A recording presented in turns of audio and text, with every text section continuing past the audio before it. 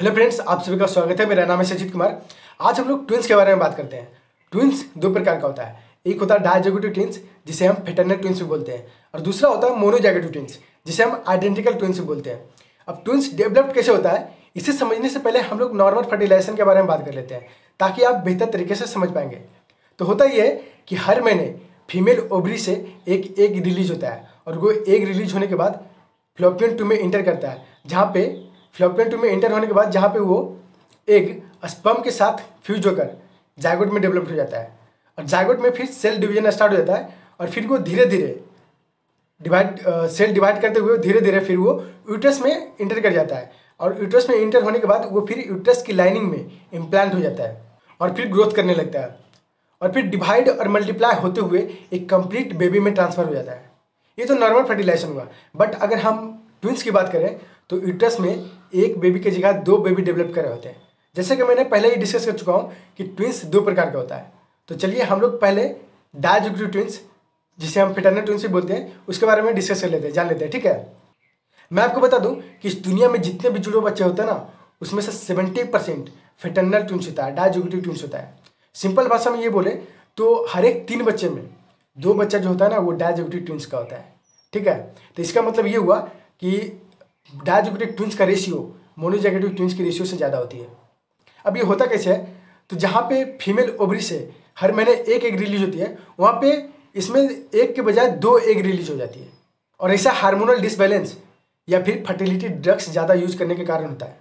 और फिर 2 एग को 2 अलग अलग स्पर्म फर्टिलाइज कर देता है, और इसके बाद इस तरह से 2 जायगोट का फॉर्मेशन हो जाता है। और फिर ये दोनों जायगोट यूट्रस में जाकर इम्प्लांट हो जाते हैं और डेवलप करने लगता है। यूट्रस में इम्प्लांट होने के बाद ये 2 अलग अलग बेबीज में डेवलप हो जाता है। और क्योंकि 2 एग को 2 अलग अलग स्पर्म ने फ्यूज किया होता है, इसलिए दोनों बेबी जो होता है डिफरेंट होता है। मतलब दोनों का स्ट्रक्चर डिफरेंट होता है, दोनों का स्टाइल डिफरेंट होता है, दोनों का कलर डिफरेंट होता है, सारा चीज़ डिफरेंट होता है, क्योंकि 2 एग को 2 अलग स्पर्म ने फ्यूज किया होता है। और मैं आपको ये भी बता दूं कि फ्रेटर्नल ट्विंस सेम सेक्स का भी हो सकता है। मतलब ये कि दोनों का दोनों लड़का भी हो सकता है, या फिर दोनों का दोनों लड़की भी हो सकती है, और या फिर फ्रेटर्नल ट्विंस डिफरेंट सेक्स का भी हो सकता है। मतलब ये कि एक लड़का और एक लड़की भी हो सकती है। और मैं आपको ये भी बता दूं कि फ्रेटर्नल ट्विंस यूट्रस में डिफरेंट प्लासेंटा शेयर कर लेती है।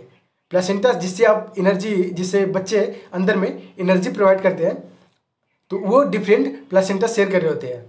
अब हम लोग मोनोजाइगोटिव ट्विंस या फिर आइडेंटिकल ट्विंस की बात करते हैं। तो इसमें आइडेंटिकल ट्विंस जाइगोट या फिर ब्लास्टुला स्टेज में सेपरेट हो जाने के कारण बनता है। जाइगोट सेपरेट होने के बाद जाइगोट के दोनों हिस्से न्यू बेबी में डेवलप्ड होने लगते हैं। और क्योंकि ये एक ही जाइगोट से सेपरेट होते हैं, दोनों बेबीज एक ही जाइगोट से सेपरेट होते हैं, इसलिए ये सेम दिखते हैं। दोनों को दोनों का स्ट्रक्चर, दोनों का कलर, सारा चीज़ सेम होता है। ठीक है, इसलिए हम इसको आइडेंटिकल ट्विंस भी बोलते हैं। आइडेंटिकल ट्विंस सेम सेक्स का होता है। मतलब ये कि दोनों का दोनों लड़का हो सकता है, या फिर दोनों का दोनों लड़की हो सकती है, दोनों का दोनों मेल या फिर दोनों का दोनों फीमेल। और आइडेंटिकल ट्विन में जाइगोट क्यों सेपरेट हो जाता है, ये आज तक कोई भी पता नहीं कर पाया। कोई भी साइंटिस्ट ये नहीं पता कर पाया कि जाइगोट आइडेंटिकल ट्विंस में क्यों सेपरेट हो जाता है। ठीक है, और आइडेंटिकल ट्विंस सेम प्लासेंटा से न्यूट्रिशन ले रही होती है। तो आज की वीडियो में बस इतना ही। अगर वीडियो आपको पसंद आती है तो प्लीज़ वीडियो को लाइक कीजिएगा, और चैनल पर अगर नए हैं तो चैनल को सब्सक्राइब भी कीजिएगा। वीडियो देखने के लिए बहुत बहुत धन्यवाद।